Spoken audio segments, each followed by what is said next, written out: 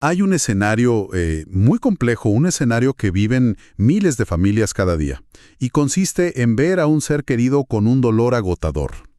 Un Mm. dolor que literalmente no le permite levantarse de la cama. Lo llevas al médico buscando respuestas urgentes y lo único que escuchas es que todos los exámenes básicos indican que todo está normal. Claro, es una desconexión. Exacto, una desconexión profundamente frustrante entre la ciencia clínica básica y el sufrimiento real que está ocurriendo ahí, puertas adentro. Y esto genera una dinámica familiar donde predomina la impotencia, Totalmente. al sentir que no hay un diagnóstico claro y mucho menos un plan de acción. Así que hoy, en esta inmersión profunda, vamos a desempacar este escenario tanto médico como humano. Y fíjate que es vital hacerlo porque esa frustración nace de un vacío de información tremendo. El objetivo principal de nuestro análisis de hoy es explorar la realidad de la fibromialgia, pero haciéndolo desde una perspectiva muy particular. Así es. Vamos a desmentir con pura evidencia científica este estigma tan dañino de que es una enfermedad invisible o imaginaria o, ya sabes, puramente psicológica. ¿Qué es lo que más se escucha? Exacto. Y el núcleo de nuestra conversación va a ser dotar a los cuidadores y a los familiares de herramientas concretas. Hablamos de neurociencia práctica, o sea, estrategias que se pueden aplicar en casa para ayudar al paciente a recuperar el control sobre su cuerpo. Y también aliviar la inmensa carga de quienes los cuidan, porque para anclar toda esta ciencia en la realidad, nos vamos a basar hoy en el trabajo y la vivencia personal de María Victoria Ramos. Una historia increíble. Su historia es un testimonio de resiliencia extrema, porque María Victoria pasó de estar confinada en una silla de ruedas, enfrentando un dolor tan implacable que la llevó a considerar la eutanasia, a convertirse básicamente en investigadora de su propia condición. Sí, ante la falta alarmante de herramientas reales. Claro, herramientas accesibles para ella y para su entorno.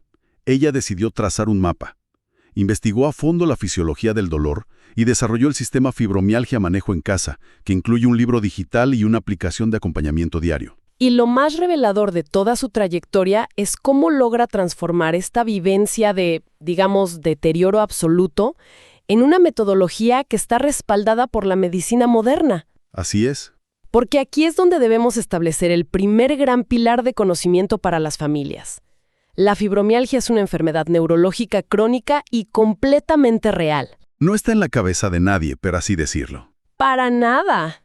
La Organización Mundial de la Salud la reconoce oficialmente desde 1992 y causa un daño físico que es evidenciable. A ver, profundicemos en eso de evidenciable, porque ahí es donde la gente se confunde. Claro, cuando revisamos los estudios de neuroimagen funcional y la neuroquímica actual, vemos alteraciones palpables.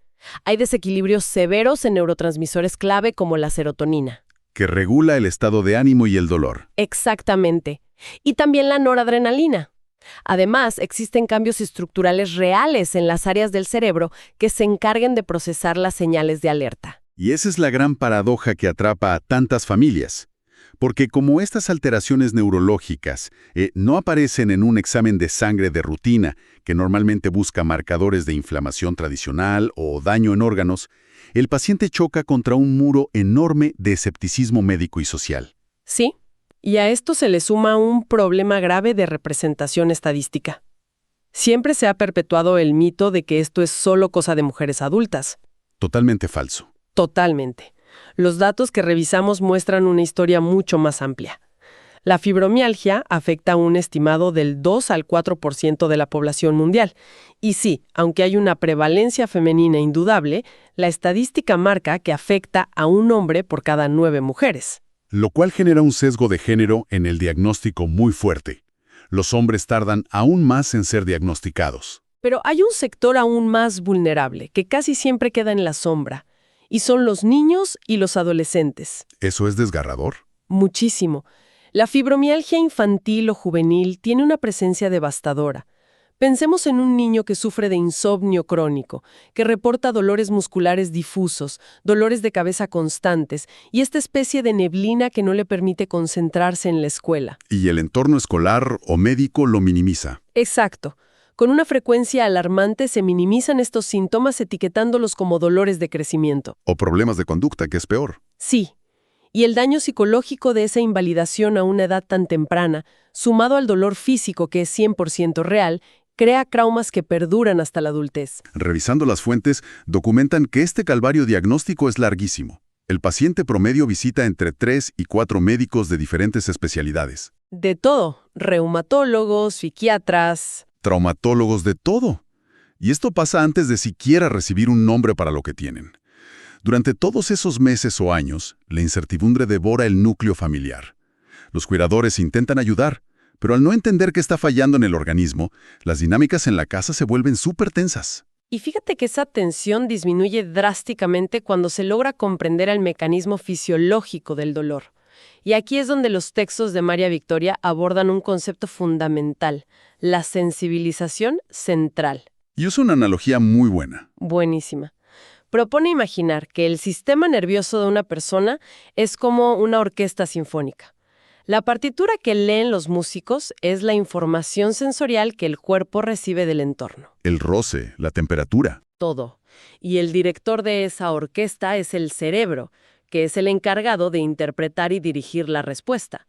En un organismo sano, la orquesta toca en perfecta armonía. Espera, porque las fuentes mencionan términos más clínicos como alodinia e hiperalgesia al hablar de esta orquesta cuando ya pierde el ritmo. Para quienes no tienen formación médica, ¿cuál es la diferencia exacta en la práctica y cómo se ve esto en la casa?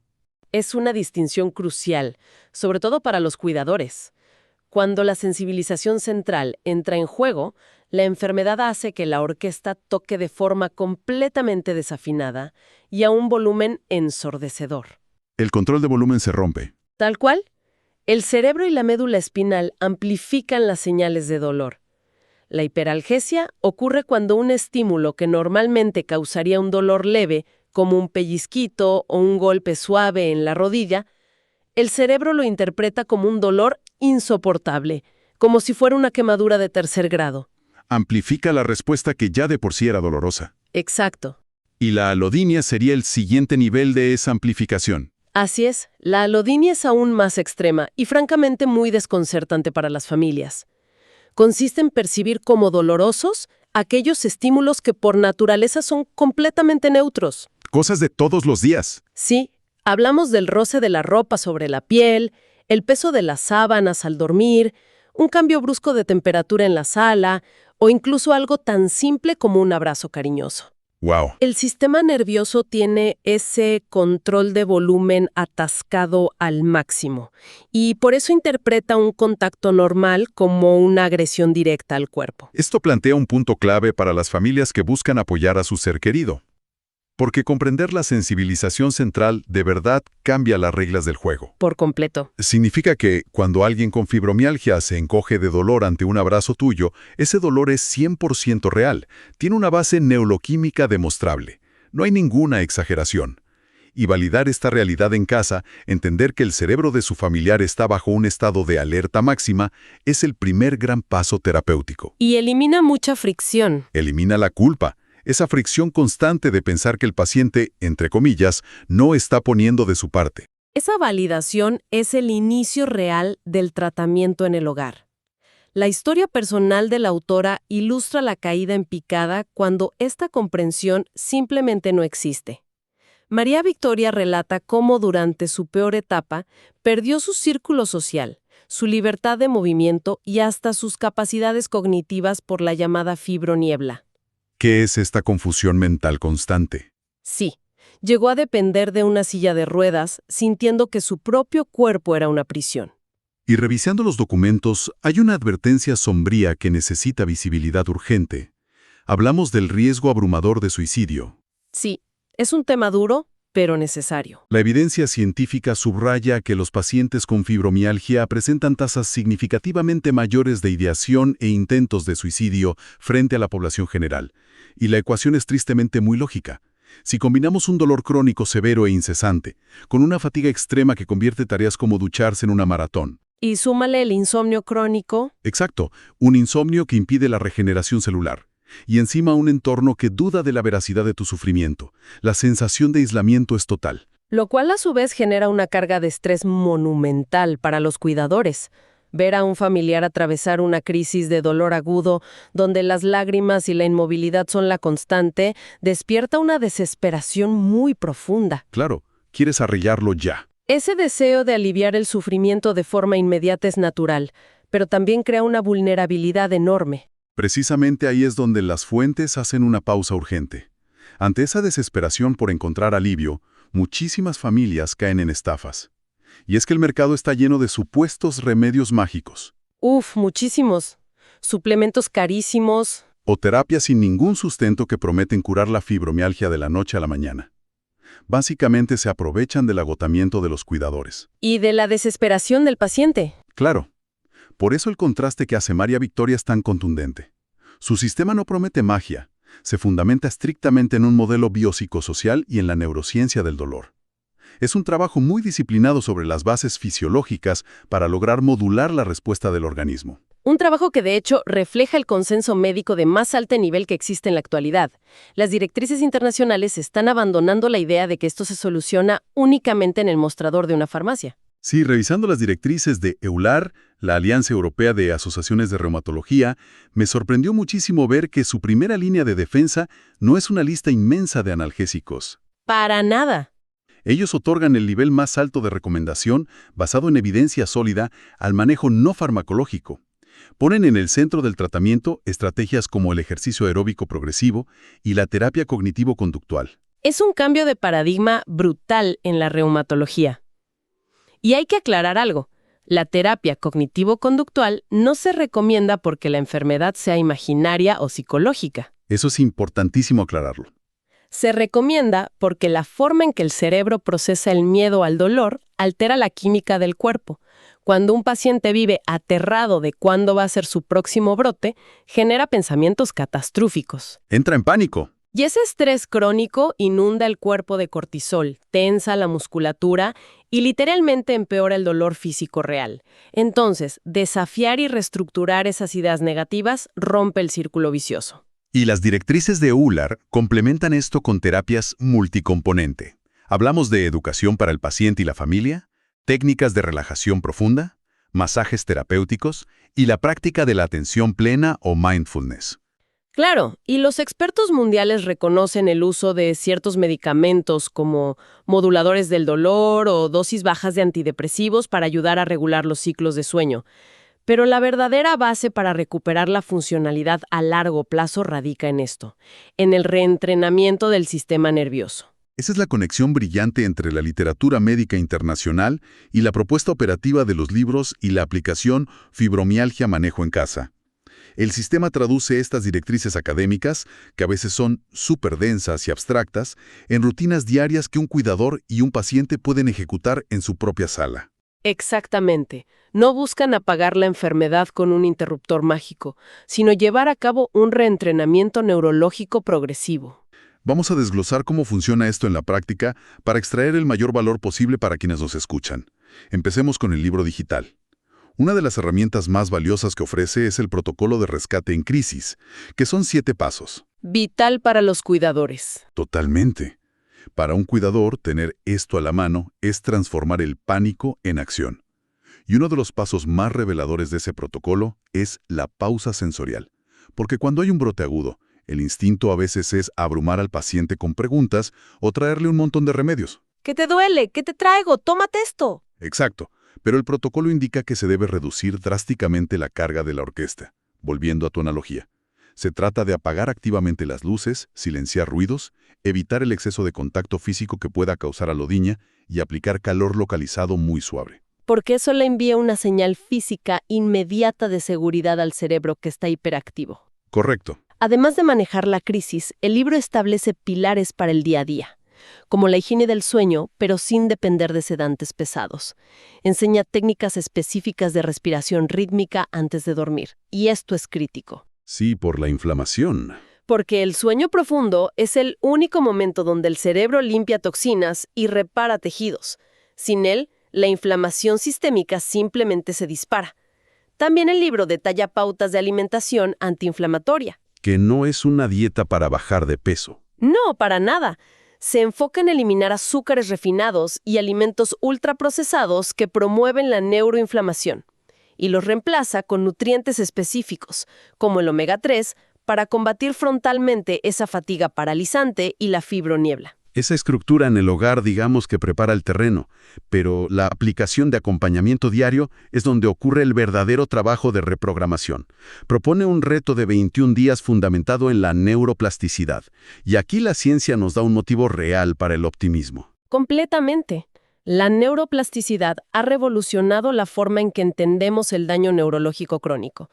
Hasta hace algunas décadas, se creía que un cerebro adulto con patrones de dolor ya arraigados era inmodificable. Que ya te quedabas así. Sí, pero hoy sabemos que el cerebro es extraordinariamente plástico. Mantiene la capacidad de formar nuevas redes neuronales y reorganizar sus conexiones basándose en la experiencia y en el entorno. O sea que si el cerebro aprendió a mantener las alarmas de dolor encendidas por la sensibilización central, la neuroplasticidad demuestra que también tiene la capacidad de desaprender esa hipervigilancia. Exactamente. Y eso choca un poco con lo que uno pensaría intuitivamente, porque siempre se percibe el daño neurológico como una sentencia definitiva.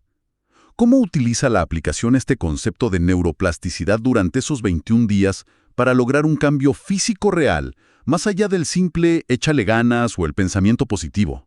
Lo hace mediante la constancia de estímulos que van dirigidos al nervio vago y al sistema nervioso parasimpático. La aplicación guía a los usuarios a través de ejercicios diarios de amor propio, visualización y fundamentalmente respiración diafragmática profunda. Ok, ¿la respiración es la clave? Sí, mira, el sistema nervioso autónomo tiene dos ramas principales. El simpático, que es el acelerador de lucha-huida, y el parasimpático, que vendría a ser el freno de mano encargado del descanso y la digestión. Y en la fibromialgia el acelerador está pegado al piso permanentemente. Exacto.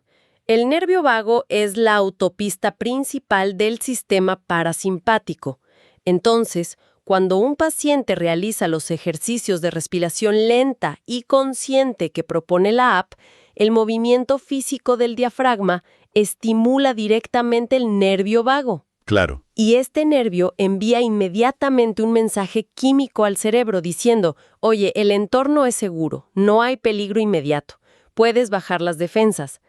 Al repetir esto diariamente durante 21 días, se fortalecen las rutas neuronales de la calma. Es como entrenar un músculo. Tal cual. El cuerpo se acostumbra gradualmente a salir del estado de hiperalerta y la respuesta neuroquímica al dolor se modula de manera sostenible y medible. Es un enfoque que al final del día devuelve la autonomía. Al integrar el conocimiento científico riguroso de organizaciones como EULAR, con el autocuidado estructurado que propone María Victoria, se crea un mapa muy claro. No se invalida la dureza de la enfermedad. Nunca. Ni se minimiza el impacto emocional de los brotes, que son impredecibles. Se reconoce el inmenso reto que enfrentan los pacientes y quienes los asisten en casa. Sin embargo, se demuestra con ciencia que hay formas comprobadas de afinar nuevamente esa orquesta del sistema nervioso. Y el gran valor de este análisis es confirmar eso, que aunque actualmente la medicina no ofrece una cura mágica, sí ofrece un manejo real. Salir de este rol pasivo de quien sufre una condición incomprensible y pasar a ser gestores activos del bienestar diario cambia por completo el pronóstico de calidad de vida. Esto nos deja con una pregunta fascinante para el futuro. No solo para la comunidad médica, sino para la sociedad en general. Si la neuroplasticidad nos permite modular condiciones de dolor crónico tan severas mediante el enfoque, la reducción de estrés y el diseño del entorno, ¿cómo debería cambiar esto la forma en que estructuramos nuestros espacios de trabajo, nuestras escuelas o nuestras propias dinámicas familiares desde el día 1? Mucho antes de que aparezca una enfermedad. Exactamente, incluso antes de que aparezca una enfermedad neurológica, porque queda clarísimo que el entorno y la validación emocional tienen un impacto fisiológico directo. Para cerrar este recorrido por la ciencia y la resiliencia humana, hay una frase que resuena profundamente en el trabajo que analizamos hoy. Es una frase preciosa. Es una reflexión que captura la esencia del esfuerzo diario de pacientes y cuidadores. El dolor habita en el cuerpo, pero la esperanza siempre elige quedarse en el alma. La invitación queda abierta para compartir esta valiosa información con cualquier persona que pueda necesitarla. Es un esfuerzo urgente e importante dar más visibilidad a esta realidad. Y sobre todo, demostrar que sí existen herramientas reales, alejadas del engaño, para manejar mejor los síntomas de la fibromialgia y recuperar el bienestar en el hogar. Es un gusto compartir este espacio de análisis profundo con todos los que nos acompañen. Para continuar explorando este tema, se recomienda muchísimo seguir a la autora en sus redes sociales, donde aparece como @fibromialgia y transformación, todo junto. Su blog contiene material de altísimo valor educativo. Sí, no dejen de leerlo. Además, para quienes deseen profundizar en su experiencia o adquirir su sistema completo, Fibromialgia Manejo en Casa, ebook más app de acompañamiento diario, el enlace correspondiente se encuentra disponible en la descripción del canal o fijado en el primer comentario.